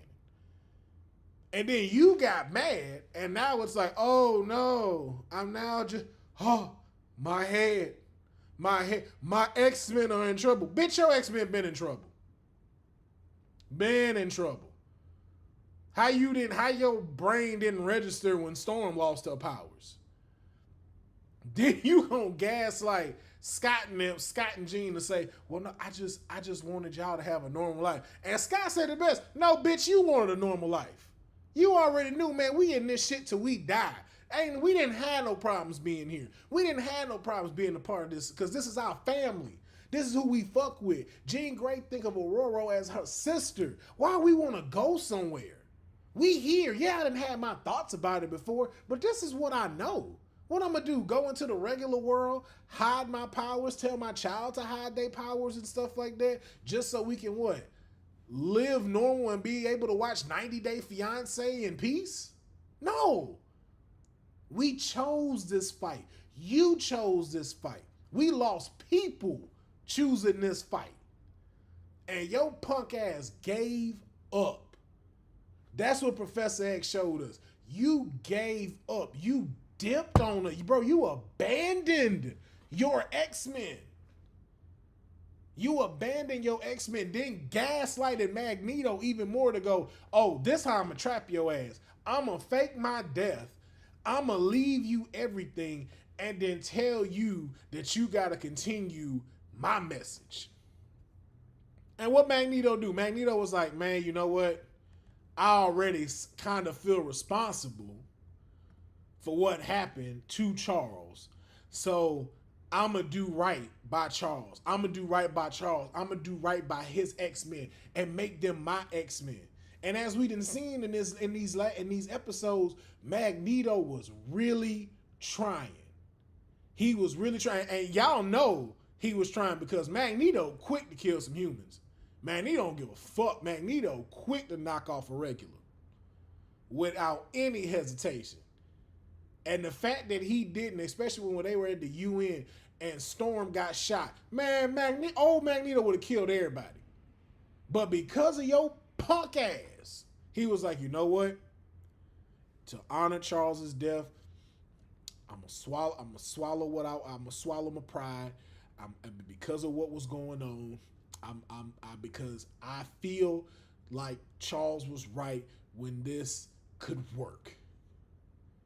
And he really tried. And then what happened? The pinnacle of what Magneto helped create in Genosha. He watched people get eviscerated. Not just killed, eviscerated. And you saw it with that little small child from the brother. I've always forget their name in the ones that live in the sewer and stuff like that. I think the Modocs or something. Not Modocs. I know it started with an M. And the name is eluding me right now. But he had to watch that little boy die. The fear in his eyes. The fear's in his eyes the first time when he felt like, I'm not going to make it. And it's like, no, I'm going to take you to a safe place. And felt safe. Felt amongst his people. Could walk outside. Be good. Ain't got to get judged. This man is now sitting in a force field with a beam being shot at him, knowing that once this dude drop his hands, I'm not gonna make it. Morlocks. That's what it was. Morlock. I knew it was like M-O something with Ock at the end. And I was like, no, it's not Modoc. I said, we know who that is. I was like, the Morlocks. To watch that little boy die in front of his face, to get eviscerated in his face, and then to be held captive by the people that did it, and to get talked shit about too in front of him. Magneto said, man, fuck y'all. Fuck all of you. Fuck y'all. I don't give a fuck what you talking about. I don't give a fuck what you saying. And then all for that to be the plan of to make them enslaved, to build you a better America? Sound familiar though, don't it? Sound real familiar, don't it? That's why I said there's a lot of shit you hear. That's why I say, y'all ain't gonna be able to hold back on that live action X-Men. Because come on now, you gonna enslave a particular group of people to build you a better America. Sound familiar? Sound familiar in real life, does it? Magneto said, fuck that. Not only am I shutting down, and that just lets you know how powerful Magneto is. That man said, fuck your whole idea. Nigga, I'll shut everything down. I'll shut this whole shit down. That man literally came, cut the lights off on everybody.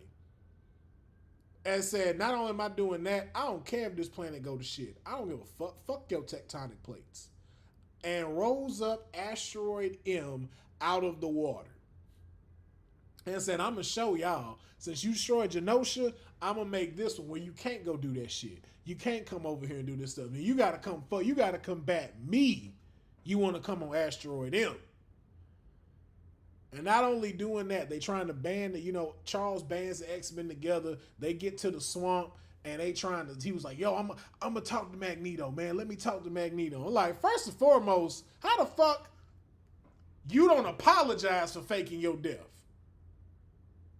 How you don't even talk about why you did, because you didn't explain it to nobody. That's why the whole X-Men wasn't fucking with you. Y'all saw before he even came to Magneto in the episode, everybody was looking at him like, so you not dead.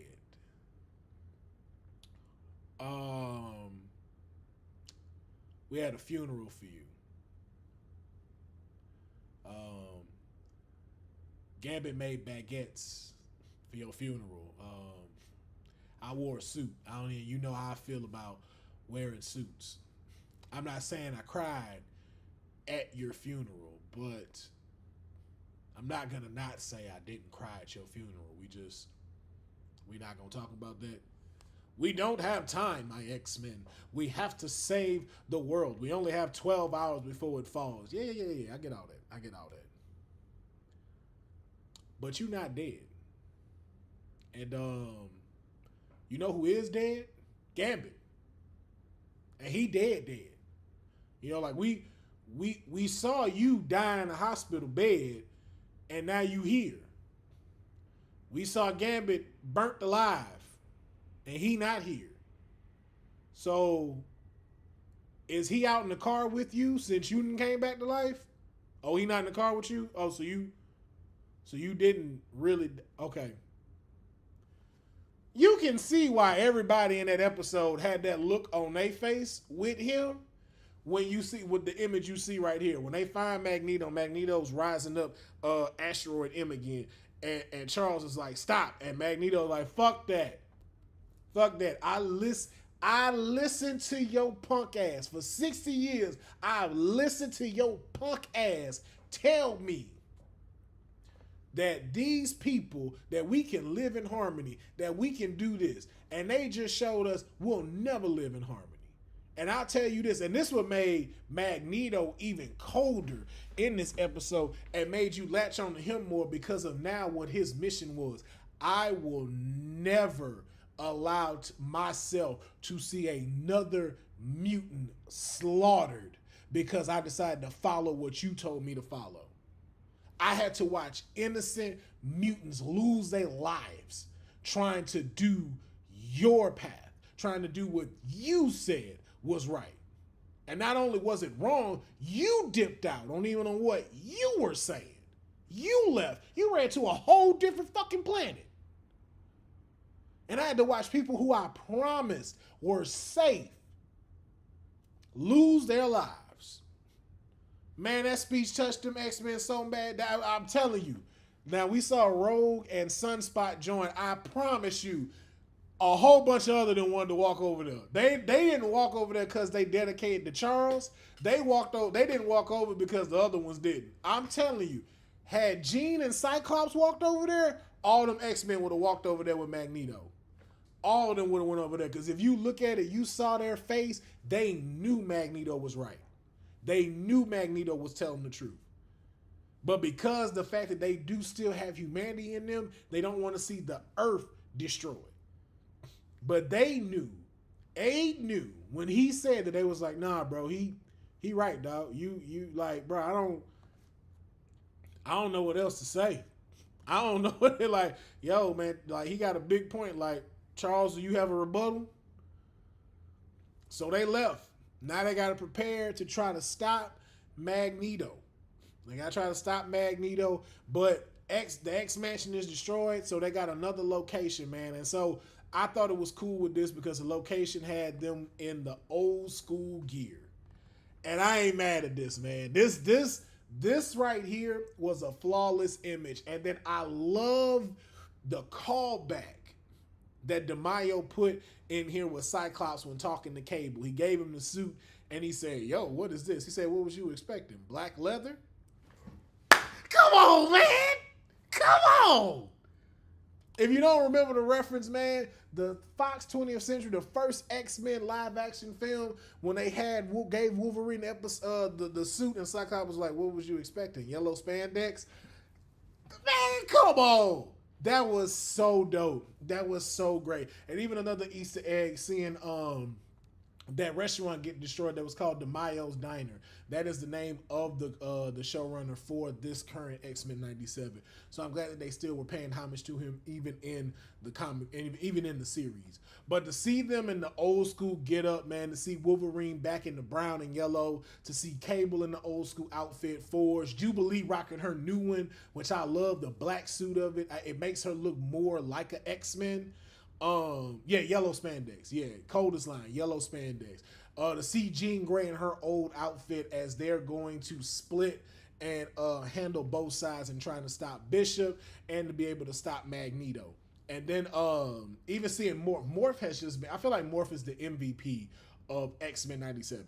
Because he has just been, as far as a teammate goes, he has been one of the best teammates within this entire series and has turned into some of the best versions of characters to show us, from Quicksilver, Archangel to the Hulk.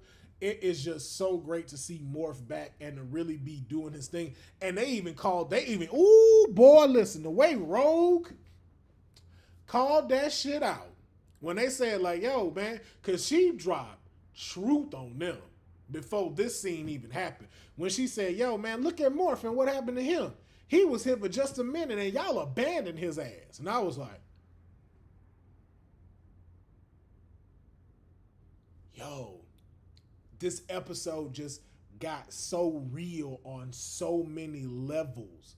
Like, this was just like a 30-minute quadruple entendre of conversation going on, because it's right. Morph was in there for 2 seconds in the original series and he disappeared. We was like, wait. I was like, I remember somebody in this. It was a dude that got killed by Sentinels, right? And I had forgot that was Morph. And Morph didn't come back till like 4 seasons after. And it was like, oh, now I remember that dude.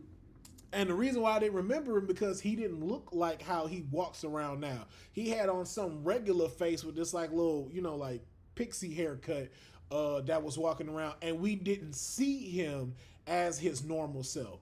That was the one where Wolverine kept having that flashback about, and we were like, yo, okay, who was this X-Men that we didn't see? That was Morph. That was the one he was having problems with about trying to get over it, because he felt like, yo, he failed him. That was who they were talking about. And I was like, wow, just to be able to recall that though and say like, yeah, man, like, y'all didn't take care of him and y'all supposed to call us family. Y'all ain't even go look for this dude. And I was like, hey man, Charles, that's on you. Because you could have executed that and you didn't. But we had 2 fights going on. We were going, I believe they went to, they didn't go to Genosha. I can't recall the island they went to, the name of it at least. But this is where basically Bishop's base was. So yeah, one team going there with Morph, Beast, and Jean Grey and Cable, and then you had the rest going to Asteroid M to try to basically have Charles mind rape Magneto, which is exactly what that was, because Magneto did not consent to that, and that's why he put on a helmet. And you have to get consent before you go mind fuck somebody. That is very important for my telepaths to know. You can't just be out here mind raping people. That's not cool. It's not cool at all. And I see why Magneto was so upset. So they go out. It does not go well on either side for them. The X-Men were not very successful. Bastion was ready for these boys. They were trying to put in like this USB into him somehow and shut him down. That wasn't happening. Then we come to find out Mr. Sinister was there messing with Jean Grey's head. Jean Grey was kind of fighting back and kind of coming through it and stuff like that. Then all of a sudden, before we find out, man, this man got his hooks into Cable, man. Sinister and then hit him with the morph, bro. And now he's fighting Jean Grey. And you know what I will say too? I don't know how they're going to play this in the 10th episode, because I don't know if Jean Grey dies from the blast that they're doing or what's about to happen. They kind of left that open-ended for the next episode. But that would have been a little more powerful if Cable would have accepted Jean as his mom, which I still also kind of find stupid that they're doing that. Like, oh no, that's not my mom. Madeline Pryor's my mom. You know Madeline is Jean Grey, right? Like, you know both of them are your mother. You just came out of one and not the other, but it's the same person. They both got the memories. It even stated in the episode before this, she has the memory and the feeling of carrying you. And if I'm just throwing this out there, motherfucker, you knew them for like 3 minutes and then went into the future. You wasn't raised by Madeline for you to just have this loyalty to her like that. Like that made I just don't think that made a lot of sense. Like you should be happy that your mother is still here because it's still your mother. That's like you having a surrogate child, like somebody else birthed your child and you be like, you ain't my mama, that's my mama. No, it's not. Nigga, it was my egg. You were just incubating in another oven. You're still my child. Take the DNA test. Y'all go to 23andMe. Y'all finna match up 100%. So I really wish that would have been a little bit better told, because then it makes him switching over hit a lot more of, looks like, oh man, that dude about to kill his mama. He about to lose 2 moms. Damn, that's messed up. I did love the scene though where they were in the Cyclops Porsche and they were fighting all of the Sentinels and stuff like that. I did like that from the previous episode. And I will say this series did a great job with the team up. They really did a fantastic job of utilizing the team aspect, from the combos and stuff like that, from Wolverine having Gambit on his back and then, you know, making the kinetic energy on his claws, watching again, you know, Wolverine and Nightcrawler go at it, watching Beast and some of the other mutants fight and everything, seeing Jubilee and Sunspot, Morph's combination, but then watching Cable, Jean, and Cyclops go. They did a really great job of showing why the X-Men dynamic as a family works well, and they also showed why Charles need to take his bitch ass on somewhere. You are not a leader. You just showed me you are toxic as fuck.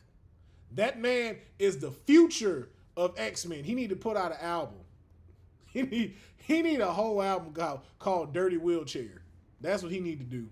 Dirty Wheelchair. That's what he need to throw out. Because you toxic as fuck. I want to get a meme like that. I hope somebody can make this. And they said, I want a meme of like Charles in his wheelchair with the phone like this. Be like, I was going to come save you, but, you know, I just been thinking about you. You know how that future meme like this? We need one of Charles in a wheelchair doing that. Be like, yo, man, I text your mom just to see if you was okay, because, you know, it's Mother's Day, and Mother's Day is always important. And I know you didn't grow up with yours. Like, I need something like that, because Charles toxic as fuck. And that's what this whole season showed us. You toxic as shit. And you kind of responsible for a lot of this stuff happening, because you not really that good of a leader. And it showed in this series. So I'm curious to see how they're going to respond to him afterwards, because even though you can see in this picture, they kind of like, you can see in this picture that all of them are kind of done with Charles. Like, we know we got to get through this to save the world, but we kind of done with you, dog. Like, we don't know how to trust you. And so we're not sure what's happening with Bastion. But it does lead to them going to fight on Asteroid M with Rogue and Sunspot helping out Magneto. We see the rift between Sunspot and Jubilee. You know, Jubilee kind of being over him for choosing Magneto and stuff, and them kind of having their battles out. And then shout out to them also, you know, stepping Jubilee up from just being like kind of this like kid of the X-Men to really showing that she can hold her own as a group member in very like big situations. So I was glad to see that. Seeing Cyclops, you know, continue to do his thing, as well as Wolverine and them trying to get, you know, Magneto's helmet off so he could get mind fucked by Charles, which almost works. It almost works. And you know what? Like I said with Magneto had some of the realest shit said in this episode when he was like, I have been wanting to say this to you for the longest time, my old friend. Shut the fuck up.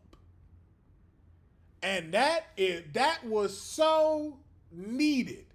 Yes, shut up. Everything you've said is now bullshit because of what you pulled. I don't need to hear nothing. I'm done with your speeches. Fuck your speeches, nigga. You go sit in Genosha and watch all them people die like how I had to. Shut the fuck up. So much to the point this man threw his helmet on Charles' head and started closing that bitch in. Be like, I'm so, and you know what it was? I know he wouldn't say this, but it gave the epitome of this. He was like, "Oh, I'm so sick of you, nigga. I'm about to, I want to just squish your fucking head in this helmet. I just want to pop your fucking shit for what you done. And then, of course, man, Wolverine in all his fashion had to come plunge his blades into Magneto. Into Magneto because I understood why they were almost successful in stopping Magneto to reverse everything with the magnetism from destroying the Earth, but they needed Bastion to be stopped first, and Bastion wasn't finished yet. And shout out to Cyclops for being able to go, like, no, man, I'm not letting nobody else die because of you. We stopped Magneto and we saved humans, so what? Bastion can keep doing what he was just doing? No, we need more time. You need to figure this out. But of course you ain't got nothing to figure out because all you do is talk. That's it. That's all you fucking do is talk. So you're going to give him some more time. And then Wolverine was like, I got you. You take that, bub. I know, man, look. I know Wolverine dick must have been hard as fuck when he stabbed Magneto. I know he been waiting to do that shit. But, Magneto definitely didn't take that shit lying down. Now, did he? If you saw towards the end, I think everybody learned a valuable lesson as to why you don't fuck with Magneto. As you can see in this image here. Oh, nigga, you gonna stab me with metal claws? Oh, I got something for your ass. And proceeded to rip the adamantium out of Wolverine. And I mean, when I say this image is spot on to the comic book of when this happened. And just to show you, Magneto ain't nothing to fuck with. That's what he showed when he pulled all this shit out. And the way it was happening before it got pulled out, because it was like this, and you start seeing the yellow outlines and stuff. And I'm like, and I'm so glad that they do it like that. I'm so glad that that's how they portray Magneto's powers, as well as they do with like Jean Grey and Professor X with the blue telepathy lines. I'm glad they showed it like that because you instantly caught what was happening. And it was like, oh, is he gonna really do it? And you hear Charles, no, Eric, don't do it. And you just see this image. You don't even really see the full thing of it. You kind of just see this, and it's kind of panning in towards you of this being pulled out, and the episode just go off. Fucked Wolverine up. And if you know the comic book, I find it interesting as to what's going to happen when we get a season 2, which it has to happen. There's no way we can't have a season 2 of this. No way at all we can't have a season 2 of this. I'm interested to see if they're going to follow that storyline like they have in the comic books, because I don't know if they're going to portray it in here, but in the comic book, Wolverine does survive it by burning out his entire regenerative powers. So after this happens to him, he has to use all of his power up, and basically that's how he heals himself. And he goes back to like bone clawed Wolverine. But what a lot of people may not know, or maybe a few of you know, him and Sabretooth are related and stuff like that. In some comics he's his brother, some of them he's not, depending on what you want to say, he is his brother. Now the difference between the two is because of Wolverine's adamantium, he was able to keep his sanity because he has to constantly heal because of the adamantium skeleton. So that's what had him keep his humanity. If not, he would have turned into Sabretooth. That's what he was originally supposed to turn into, which is to Beck's the Big Beck 70s point, feral ass Wolverine, which is what he becomes. He becomes this feral version of himself where Wolverine is not nothing to fuck with. Like in the comic books, I believe it was either, I know it was X-23, and I may be confused if it was Jubilee or Rogue that went with her to go look for Wolverine. I want to say it was Jubilee. I think it was Jubilee that went with X-23 to look for him. And this motherfucker is just in the jungle. First of all, watching them the whole time. They don't even know he watching them. And this dude is literally walking around like Wolverine, like, yo, like bone claws out. I'm ready to fuck anything up type Wolverine. Like, bro, mind is gone. Man is a pure animal. So I wonder if they'll show that in the next season, which also ties in because I think he was in Africa when they found that because they were searching for him by Wakanda. Again, I could be off on some of the things, but I do look forward to seeing if that's how they're going to carry this into the next one. No idea how episode 10 is going to end. I know they're getting to some of the most controversial stories within the X-Men comic book, especially from Extinction into a couple of other ones. So again, not fully sure how they're going to play it fully out, but we got to find out on the season finale that's going to hit Wednesday. And for me, I have given X-Men 97 before it even ends 10 out of 10. It is a 10 out of 10 series.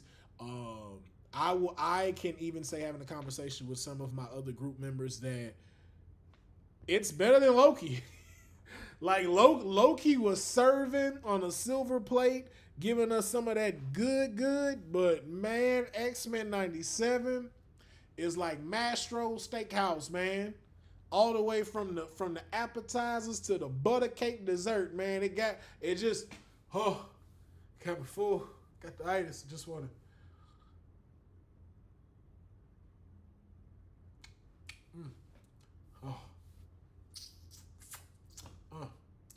Oh. That's how it got me feeling. It got me feeling fat and happy. That's what it got me feeling like.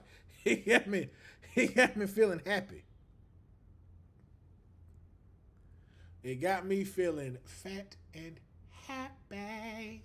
So yeah, man, I look forward to seeing what the season finale is going to hold for X-Men 97. And I just, man, keep doing y'all thing with that series. You got gold right there. Don't let it change. Don't do nothing different. Don't do nothing different. Keep it coming. I hope they bring back Mr. DeMaio again. I hope they get that situated. Take that OnlyFans down, bro, because we need you. We need you to keep being able to pump this out, man. But I just want to say that is it for another great episode of Straight Out of a Comic Book. I do got Big Back 70. I do got room for that last dessert plate. I got one more episode I can take in, man. Go ahead and bring that last dessert plate over here, man. But I want to say thank you once again for checking out another episode of Straight Out of a Comic Book. And thank you so much to the people who had commented on the last episode and just really letting me know that y'all loving the format when it comes to the solo thing. Of course, like I said, I will have guests on here for different episodes, but I want to make sure we stay consistent. We're coming out every Saturday talking about what's happened throughout the week. So I really appreciate that. It was kind of in my head of, not putting this stuff out with just me. Didn't think it might be strong enough. Again, nothing that anyone has said or anyone has been showing to me, just all kind of up in here. So I just want to say thank you for the positive feedback on that. It really helped me get over that mental block that I was having in being able to do this and continuing to step out onto my own and kind of get out of that shadow to where, when you hear my name, you hear just me being associated to certain stuff and not other people. So I definitely appreciate all the positive feedback. Thank you for the ones that are putting it in the comments right now of just saying that this was a great episode. I do truly appreciate it. And I'm going to keep coming with this and stuff like that. Really appreciate that. Big Beck 70, the Zell 29, Shanae 869. Thank you so much for those words. I do truly appreciate it. And I appreciate y'all tuning in on a Saturday morning or afternoon, depending on where you are. Thank you so much for checking out this episode. Let me know how you're feeling about X-Men. Let me know how you're feeling about all the other news that we talked about, from Mark Hamill as the Joker to Ted being renewed to us finding out who's voicing Galactus now. Let me know in the comments how you feel about these things, and make sure that you continue to support the show. The show full version will be on my personal YouTube channel. So that's youtube.com/Will Pharaoh. That's where you'll be able to see the full episode and everything like that. And I appreciate that, Big Beck 70. You will start to see some behind the scenes stuff that I'll show you. I'll show y'all when I do my graphic stuff, my editing work. We'll do that on my Twitch, which I hope you are all following. If you're not, please go follow on twitch.tv/Will Pharaoh, because I will be streaming on there, as well as we stream the Fleet on Wednesday. That's when me and some of my good friends, we play Grand Theft Auto 5, some of the last days of Los Santos, since 6 is getting ready to come out next year. Come watch us play some of the last days in Los Santos. We play Heist, we do a whole bunch of fun stuff, and we have great conversations. So that happens Wednesday on my Twitch channel. I do it live on the YouTube Arcade Tokens page, along with Straight Out of Comic Book, as you can see, but we don't keep those up. So we kept the last episode up this Wednesday, but we won't keep those up. It'll just be for live purposes for you to view, and then we'll put out recaps within the Arcade Tokens channel. So you'll get the first 10 minutes of Straight Out of Comic Book on Arcade Tokens. That'll lead you to my page, and as well as just a recap of the Fleet stream on Arcade Tokens, so you can come check it out on my page. And then we will be coming back with Geek Blasphemy. We have some more episodes coming through, so you'll catch me on my Twitch editing some of those to be able to put out as well. So as I said, just keep staying tuned each week. I'm going to keep consistently having content coming out. Make sure you follow my socials as well. Everything is Will Pharaoh, PHARAOH. That's on Instagram, that's on my TikTok, and that is on X/Twitter, whatever you want to call it, and Facebook. But that is it for today. I appreciate all of y'all checking out. Again, like, subscribe, and comment on this video when it drops on my channel. I appreciate each and every single one of y'all, and I hope that y'all have a wonderful Saturday and a wonderful Mother's Day. If anybody's watching this that is a mom, happy Mother's Day. If your mom is still, if you are blessed to still have your mother here, please make sure you shower her with love and affection tomorrow. Even if you do it already today, not saying that you don't do it, but just be able to make sure you show that appreciation. And to the ones that don't have their moms here with them, just know that even though they're not there, you still got family here in this community, and you still got family around you. So if you feel in any kind of way, please lean on your closest people that day, so you can also continue to feel that love as well. So I appreciate each and every one of y'all. Y'all have a fantastic Saturday and enjoy the rest of your weekend. And I will see y'all Wednesday on Twitch when we get ready to fleet. But until then, y'all enjoy the rest of y'all weekend. Peace out.